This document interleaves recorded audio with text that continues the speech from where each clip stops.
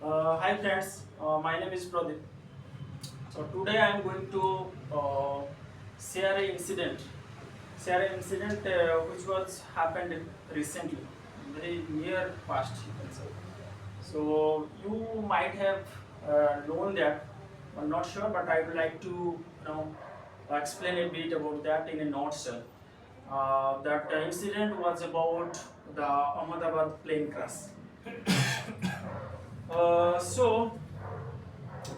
I'll explain in a nutshell. It is not very sure to explain in detail due to the interest of time. So my explanation will be in bits and parts. Like I'll give some background of that incident, then I'll give the whole incident, why did it happen, how did it happen, then I'll talk about the casualty, then I'll talk about that investigation and the rescue operation, what are the responses come from the Indian government side, that I'll conclude with that, what is the present situations on that. So let's discuss about the incident. Uh, the Indian airline, the name called Air India, the flight number 171 was a scheduled international flight. It's a passenger flight. Uh, you know, was operated by Air India from Ahmedabad International Airport in Gujarat in India to Gatwick airport in London in the United Kingdom. So on 12th June, very recent past, around 1:38 p.m. The you know uh, Boeing 787 Dreamliner was operated that flight. So Boeing 787 Dreamliner is a kind of manufacturer of that engine, which was embedded in that flight, and that flight got crashed immediately after 30 seconds of takeoff, and it hit into a hostel building, student hostel building of BJ Medical College in uh, Meghari Nagar, neighboring of the Ahmedabad. It's a neighboring hood, you can say neighboring hood of the Ahmedabad. So the accident was the fatal crash. It was a fatal crash, and you can say it's a hull loss involving the Boeing 787 Dreamliner since its introduction in the year 2011. Similarly, for Air India, it was the first fatal crash since the bombing of aircraft 182 in the year 1985. So the crash was deadliest. The crash was deadliest in the aviation accident in India since 1996. Why I am saying this is so severe crash? I mean, it's such a fatal. Nobody was expected there, and the flight was carrying 242 passengers. So the 242 peoples, you can say, out of 242 peoples, 230 were the passengers and 12 were crew members. So out of 230 passengers, 11 passengers were children and 2 passengers were infant. And out of 12 crew members, 2 members were pilots and the 10 members were the flight attendants.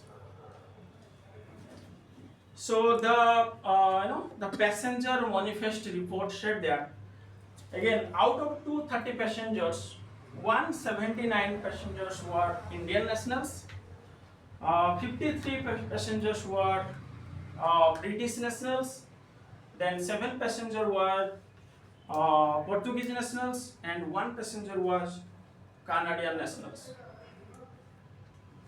So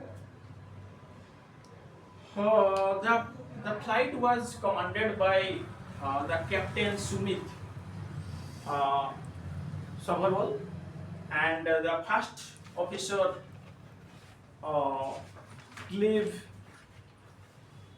uh, Kurnaul. Okay, on that day, the climate was stable and the visibility was clear. There was no such issue at all. But unfortunately, the flight, or you can say the responder or the signal reception was lost just after 230 meters or 230 feet or the 70 meters from the runway. So right after that, the captain issued the mayday call. It's a kind of radio communications in case of emergency, but the message unfortunately did not deliver because of some technical issue, and it did not reach to the control room. So what happened? The plane crashed into the residential area of a civil medical campus or civil hospital campus, including the doctors' quarters and the students' hospital buildings. The aircraft's partially intact stabilizers and the tail cone rested on the top of the hostel building. Okay. Then, if I talk about the rescue operations, now just let me talk about the casualty. The report said that around 279 people were killed. Out of 279, 241 were passengers from the flight itself, and 38 people were on the ground. So what happened? The rescue operation started immediately. So how did it happen? The Ahamedabad Fire and Emergency Service Department has confirmed that the many units of division have been deployed over there to assist the rescue operations. Second,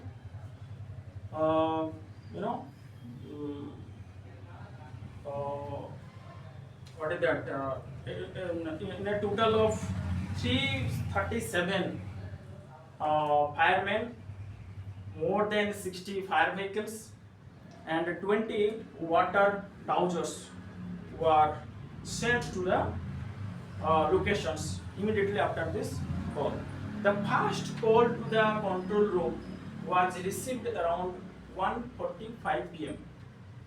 and right after that, the two teams of firefighters were sent to the locations immediately. So the report said that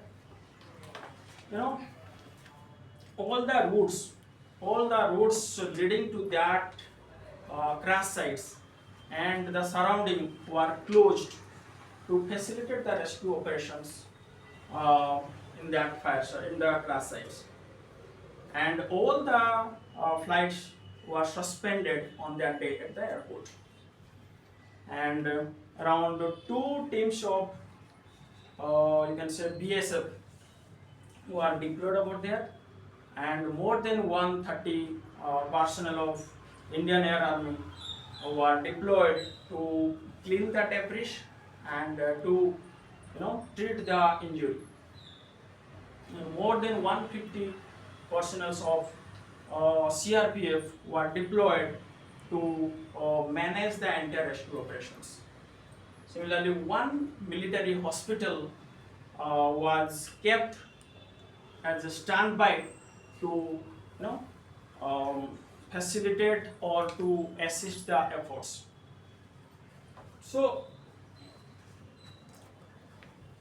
coming to the victims.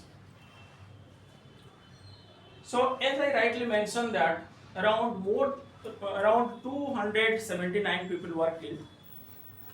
Apart from that, more than 50 students were hit by the aircraft and they were hospitalized, and more than 12 students were trapped in the fire and they could not escape and they got injured and hospitalized. And the past chief minister of Gujarat, he was also one of the victim, like Vijay Rupani, right? So he was also one of the victim in that crash, our incident. Then coming to that, survivor.